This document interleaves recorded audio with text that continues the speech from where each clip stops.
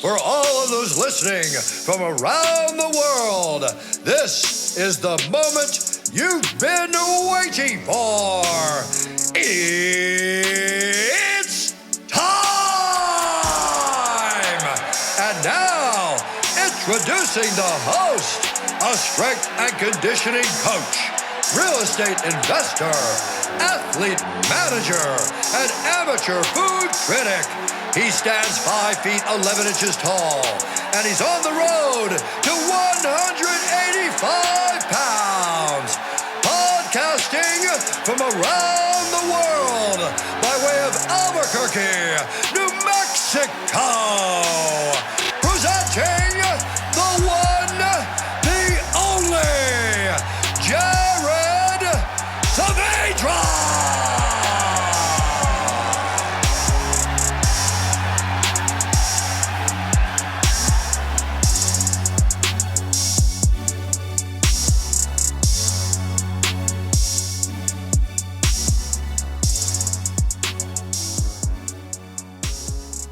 Thank you, Bruce, and welcome to another episode of the Road to 185 show. I'm your host, Jared Saavedra. Today's episode, I got Dr. Nathan Kanyinda, plastic surgeon, oculoplastic surgeon, doing some great things. You all may know him by Doc NK, TikTok Doc, but I know Nate as Nate Dog. We've been best friends since 6th grade. We went to middle school, high school, and college together. We've also had a bunch of world travels together. And every time we get on the phone, we can talk for hours about complete nonsense. So it's actually super weird for me to see this transformation as far as a little punk middle school kid to now he is operating on people's faces. That is really, really weird for me. And hearing him talk to patients, hearing him talk to other medical professionals, I'm like, man, if these people only knew what Nate did, back in 8th grade, I'm telling you, it's just funny. But Nate, I got to give him the respect. This man has grown so much over the last, especially the last 5 years. Of course, being an expert in the field of medicine, but he's also very, very knowledgeable when it comes to branding. And I've seen the way he's developed other medical professionals, how they brand themselves so that they are more marketable to work with companies and go beyond just being a part of medicine. So I think you're going to really enjoy this episode. He's going to drop a lot of bombs on you and give you some really good strategies, especially if you are looking to grow your business in a social media platform, especially TikTok. He has some good insight and strategies to grow, and that's really helped him grow and be able to work with who he gets to work with today. Get that pen and paper out and let's go.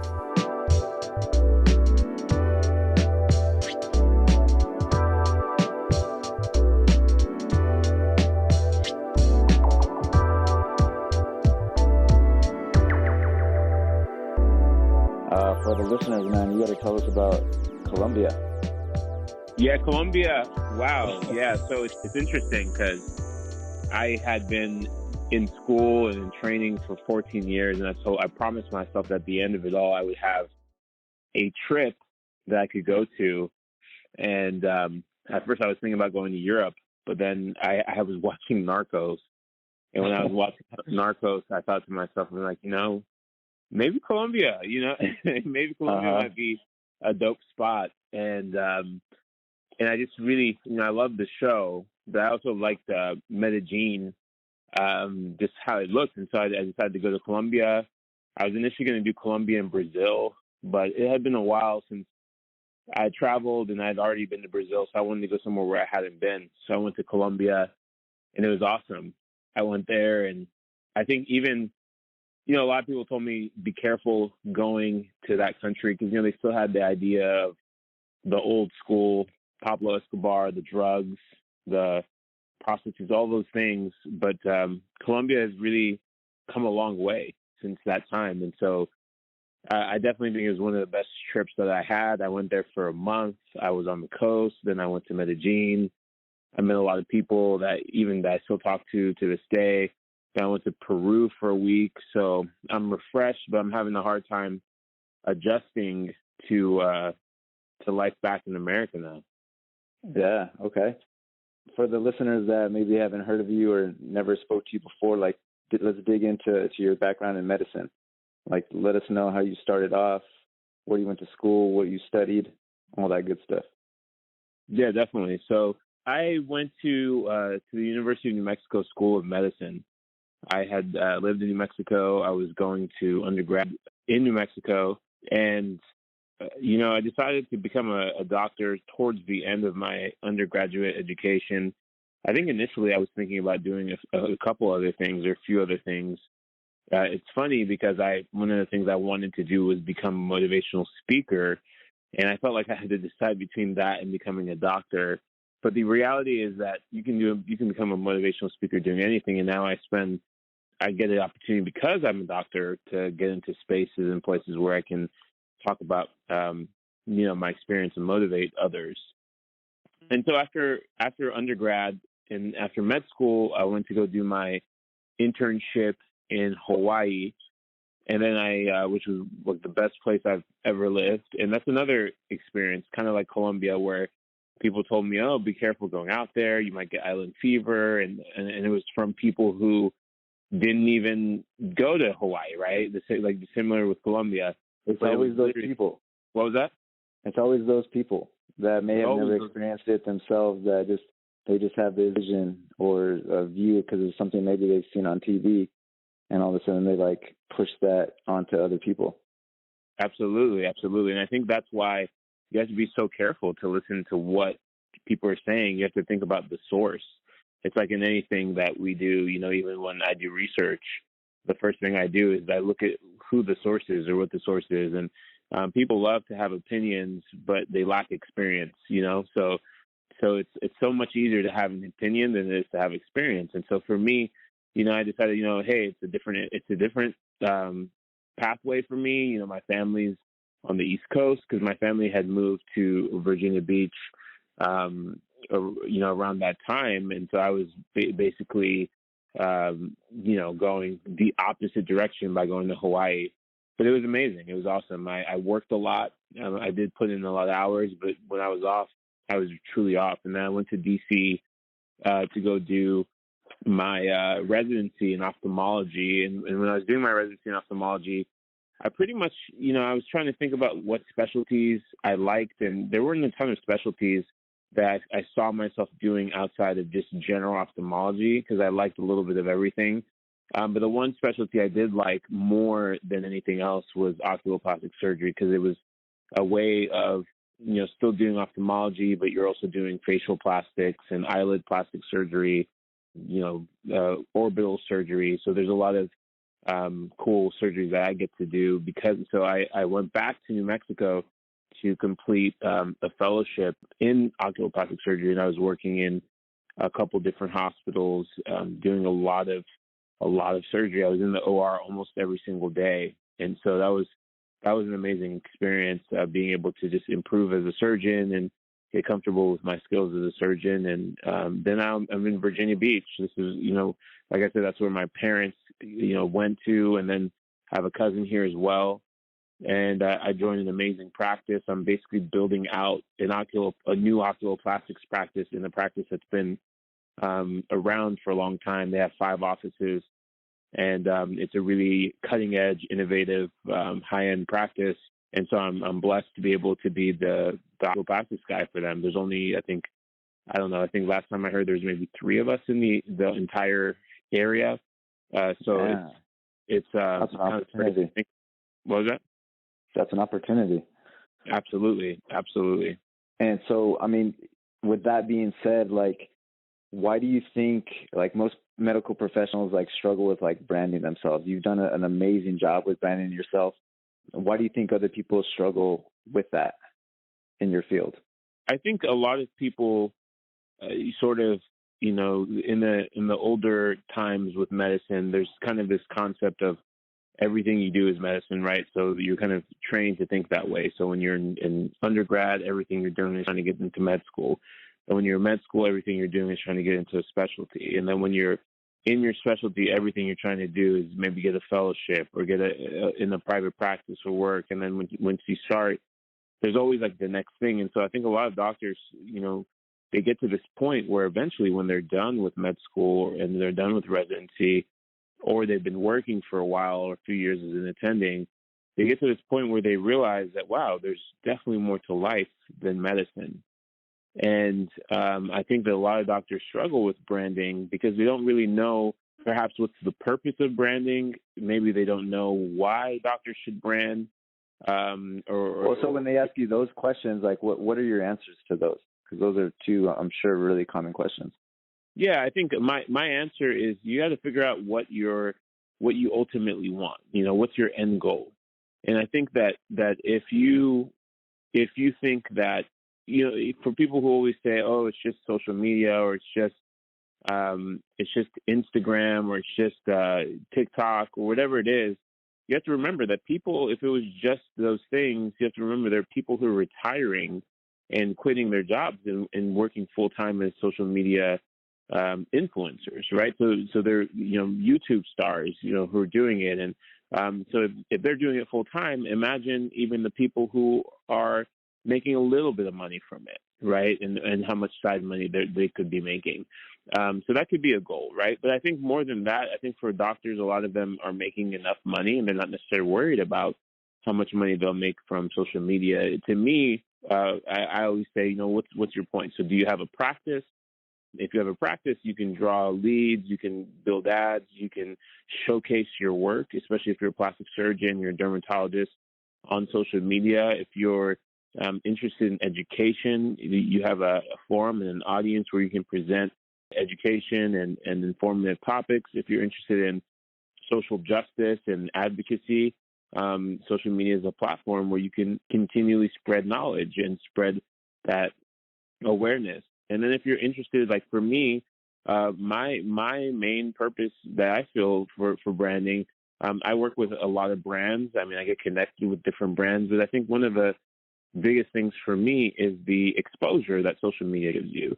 For some reason, when people see, you active on social media and you have good content, it opens doors outside of social media as well. I mean, I've been asked to be on several different TV shows. I've been signed on as a consultant for large companies. I've been able to meet tons of people and mentor and teach, to speak at conferences, to speak at events, all because of social media. And if I was just hanging out and I didn't have a page and I didn't have anything going on, none of those opportunities would have came my way.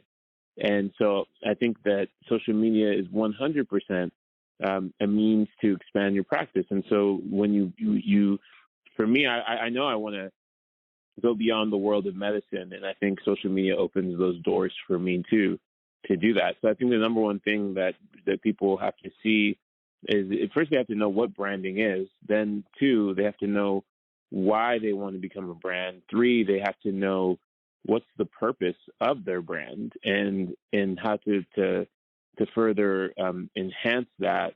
And four, they have to just, have that openness to be able to say, hey, this is a domain that I don't know. It's something I've never really worked on, but I see other people doing it. Let me find out how I can do it, how I can get involved in this. Right. Absolutely. And you're one person that I've noticed that does a tremendous job of using like collaboration as opposed to a competition to like grow your social media. Can you talk a little bit about that and how you get with other medical professionals to really like get together to help each other grow? Yeah. So I think that, so a lot of times medical professionals will come to me and they'll ask me, I see that you've been, active on TikTok, or, I just started my TikTok. So for example, I just had one who, she was starting her TikTok and she was frustrated. She was frustrated with, what to post, how to post, how many views. And she just felt like she was hitting a wall. And so I talked to her. I said, hey, look, try to, post this, try to use these kinds of sound and music, try to use these types of features, look at what other people are doing. And I kind of gave her sort of quite a bit of advice and background. And then now I think she's, this was like a couple months ago. And I think now she's at like 40 or 50,000 followers. And so, and her videos are going viral. and so there's definitely a formula. I think a lot of people, I tell people that there's nothing special to growing. It's just sort of cracking a little, understanding how algorithms work. That social media favors trends. It favors what's popular. It favors things that if you notice certain types of content that are catching on to audiences, you want to try to replicate and make it your own. That type of content, especially in the beginning, until you're known and you develop that trust with an audience. And that's sort of what I help people sort of start their journey on social media and digital media, and figure out why they're starting their page. Because someone might say, I'm predominantly interested in mentorship. That's very different than someone that says, I have a private dermatology practice in Los Angeles, and I want to build my social media. Those are two different. They're both medical, but they're two different categories in a sense. And we've sort of developed this system where now there's enough medical influencers, and there's enough there's like a whole social media side of medicine, that there are different niches within that. So there's people who mostly focus on their practice. There's other people who focus on lifestyle and their life as a doctor and inspiring people in that path. There are other people who tend to focus on maybe perhaps advocacy or raising awareness about real issues that affect people.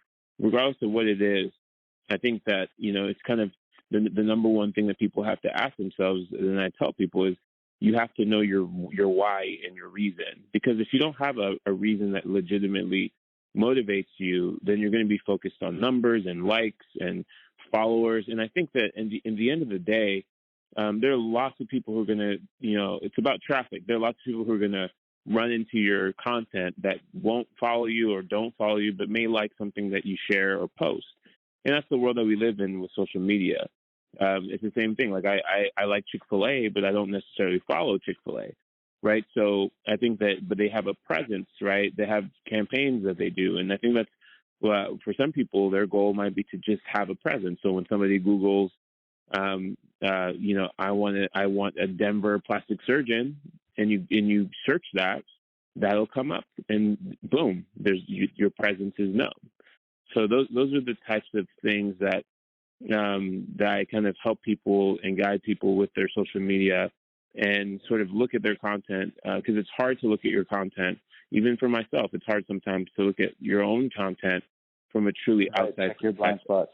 Yep. Exactly. Right. So, I mean, why do you believe in TikTok more than like Facebook? I know you're super active on Instagram, but why would you say that TikTok is better in a sense, or maybe is the future compared to Facebook or Instagram to grow a business specifically? I think that one thing that a lot of times social media, in a sense, it's so new that we forget about the history of social media, if that makes sense. So Facebook or Instagram came out around 2012, and initially it wasn't owned by Facebook. Facebook bought it out, and then before that there was obviously there was Facebook, and then what was popular before that was MySpace. And so it was interesting to see the different generations of social media. And so essentially Instagram is pretty young. And what happened, I remember when Instagram first came out, I remember telling friends, I'm going to get on Instagram. And a lot of people were saying, I don't know about that. I already have a Facebook. I'm going to stick with Facebook. It was new, so a lot of people, they were familiar with Facebook, and a lot of people said, I already have a Facebook, I don't need an Instagram. Now what's happened is a lot of people are looking at Facebook as, Facebook is a thing of the past. We just have the page to really connect with family and friends. And then there's obviously still people who had grown in the early days of Facebook, or later on, that still have a big presence on there. Big pages with lots of likes, celebrities. There's still a role for Facebook, but I think for business, it'll probably be more so within the context of having a presence on Facebook, more so than focusing on growth at this point, because Facebook has made it really difficult in these days to grow, because It's a company that's focused on monetizing and ads and promoting and marketing so that they can get money from that. But what happens, the natural progression of social media, if you look at Facebook, you'll see that initially it was college students and it was young people. Then it progressed to young adults and older adults, and then it progressed to middle-aged, and then now grandparents got Facebook. And once that started happening, then people moved to Instagram, and Instagram began being a younger demographic and a younger crowd, and it's a hip thing. And it was like, are you on Instagram? What's your Instagram, et cetera, et cetera. And then all of a sudden you have TikTok that comes out, and TikTok is this new thing. And so whenever we were saying, hey, let's join TikTok, people had the same reaction that they did when we were talking about moving from Facebook to Instagram. And that reaction was, no, I already have an Instagram. And so why would I do a TikTok? It's kind of weird. People are dancing. People are this, it's for kids. It's for young people. It's not for college or young adults. And that's what people believe. But like any social media platform that grows or that survives, it evolves. And people who started early on TikTok, again, they're early benefiters. I always say this: the people who started early on Facebook and the people who started growing early on Instagram, to this day, they are reaping the benefits of that. And I'm talking about people who had legitimate organic growth. They're experiencing the benefits of that. TikTok had a time where everyone could easily grow like crazy on TikTok, and almost everything you posted would go viral. And the people who took advantage of TikTok during that time grew and blew up. And then with time, TikTok became about dances. It became about teaching people economics. It became about teaching people how to look for a house, how to invest in stocks, what the day in the life of a med student is like, how much it costs to buy a house in New York, or how much it costs to buy a car, or what tax write-offs do you want, or a day in the life of an engineer. So TikTok became this now informative space where literally there are things I've learned from TikTok that I've applied to my real life.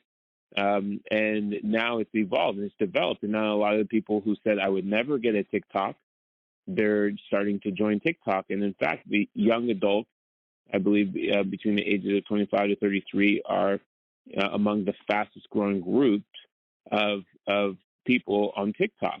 And so this was once something that people said, oh, wow, I already have another page. This is for younger people. But again, these things evolve. And I think that's why people miss out on these opportunities. Like TikTok is an opportunity, and it's still there as an opportunity. But now, I remember when I joined, it was like, I think 200 million users or something like that. Now it's 1 billion users. Yeah, I remember when you used to tell me, yeah, man, you got to get on TikTok. You got to get on TikTok. And I was like, nah.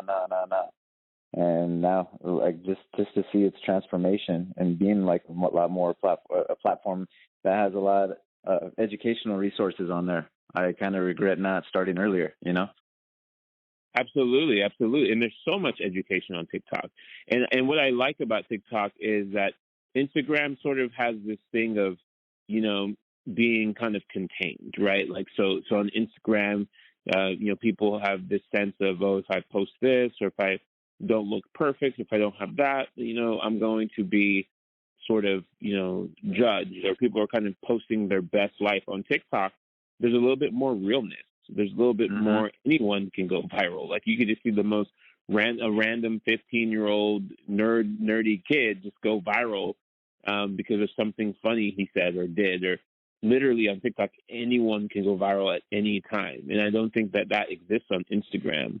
Instagram tends to show preference for celebrities and for people who are well known, whereas TikTok still gives the opportunity to allow some pages and some pages that are small to still have viral videos. And I think that is such a smart social media business model, because, when you give people from time to time viral videos, it's going to feed that high of posting and staying on the app. And so I think that, and I remember people just being resistant. I'll never post to Reels. I'll never post to TikTok. and now they're jumping. We're moving into a world of video, and that's the thing where video is going to be one of the biggest things that it's still a picture. There's still a space. I believe there will always be a space for photos. I think photos are always something that's powerful. Like a solid photo is a solid memory. I think Instagram probably should have, instead of go so hard on trying to compete with TikTok in the video space, I think what would have been nice is if they really developed their photo capabilities and gave that same virality that TikTok gives to videos, but to photos. But I think that's what it is. I think TikTok is it's straightforward. It's just videos. There's no photos. There's nothing else. It's just video. And I think that that's really, really good for it to have that niche. And there are lots of people right now who are getting amazing opportunities off of TikTok. I've been getting a lot of brands approaching me to work with me just from TikTok. And what I tell people is just be consistent and keep posting. Don't stop posting, because there's two things that will happen when you're consistent. The first thing that will happen when you're consistent is that you're going to start seeing what works and what doesn't work. And you have to go through that process, because you're not really going to know what works for your audience, what works for you, if you don't consistently post. The second thing about consistently posting is that most algorithms, whether it's YouTube or it's Instagram or most algorithms in general, with some caveats, favor consistency. And because if a computer algorithm perceives you as someone that is consistently putting out content and people are consistently responding to that content, it will favor your content. And so those are things that I always tell people is don't be afraid, just be consistent. In the beginning, you're not going to be as good as you are going to be in the middle, and you're not going to be as good in the middle as you are at the end. But you have to be consistent, and you have to put yourself out there, because you can't get to, it's easy to watch, when I was playing basketball and I was younger, I'd watch somebody who was playing, much better than me, or in the NBA or something, and say, oh, wow, like that would be awesome to play like that.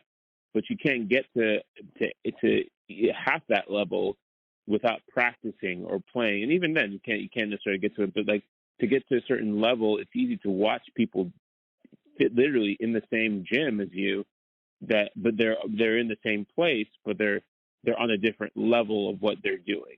And I think people don't understand that concept. They think that familiarity, or just because you can see this person being an influencer, they think that, oh, I can do it too. I can just post and do it too. And then they post and they get disappointed and then they quit. Mm-hmm. But that's not how it works. That person who's an influencer, there's certain things that they've learned along that way that help them understand their audience, understand what to post, how to post. It's just, there's certain things that they have learned, and people have to go through that process rather than to want to be, it's very rare to just become an overnight star. Yep, absolutely. So for some people that maybe, they got into TikTok in the early stages of it, and maybe they grew a ton, they have a ton of followers, and a lot of it was based off of like maybe just say like humor or things that maybe aren't as serious on how they grew at the time, but now they want to be a little bit more attractive to brands. They have this huge following, but they got this following just for, making funny videos. What advice would you give that particular person as far as being attractive to brands, to where they can monetize their following, and not just through the TikTok platform, but by actual companies? I think that there are definitely some groups and some companies that help people with monetizing their platforms. I think that once you grow or you get to a certain size, I think that's when and even before that, I think that's when you have to outsource and ask for help. Like my company, other companies that are out there, they help people sort of get to where they want to in their goal with social media. I think that when people want to work with more brands, one of the first things that they need to do is put themselves on platforms or on there are lots of influencer platforms and websites where you sign up, you register your account, your username, and your handle, and basically you have a profile where companies can see your availability and hit you up. based off of if you're a good match for their brand. The other thing people do is they contact brands in their niche. I know that my assistant has been sort of trying to push me to do like a giveaway or to do certain things. For me, it's hard as in my role because I'm actually in real life a surgeon and I'm working and I'm trying to balance social media. So for me, it's been very helpful to have an assistant. And I think that for people who are at that level where they want to work with a brand and they're making money from social media, I think it's beneficial to have someone that's helping you with your page and helping you with your content, helping you keep up with messages and helping you reach out to brands and talk to brands about collaborations and working with them. And you don't really get anything. Brands do reach out to you once you get to a certain level. I remember once I hit about 10,000 on Instagram, a lot of brands started writing me, but it was really when I hit around 25,000 plus, and I post consistently, that I could get like 3 or 4 or 5, 6 brands every day that are interested. And I don't work with every brand. I get brands contacting me every day. I don't work with every brand unless it's a brand that I think fits my niche. It's a brand I believe in,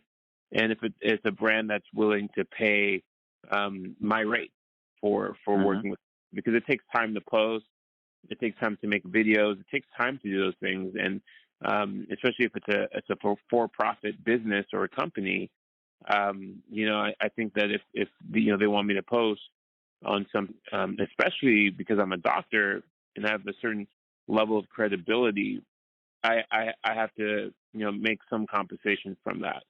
And so that's why I tell people, if you want to work with brands, you have to put in a position where brands can find you.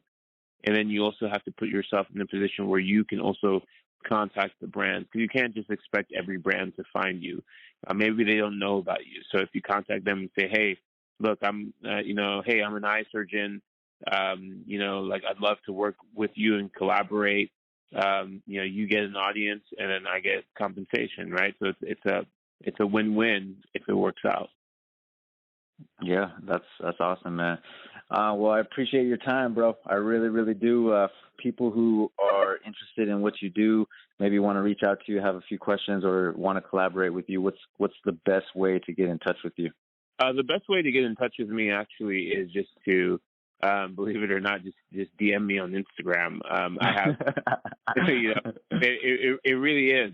I mean, because the thing is, email is full of all kinds of work stuff and all kinds of, other things. And so, if somebody's just wanting to contact me, they can just DM me on my Instagram and if it's a legitimate question, my assistant always flags those types of questions. And I can get to them and it just shuffles to my email. So, I have my doc_NK, Instagram. I also have my docnk.med at gmail.com. So either of those are good places to get a hold of me. Awesome. Thanks again, man. We'll be in touch soon. Appreciate your time. Definitely. Thanks for having me.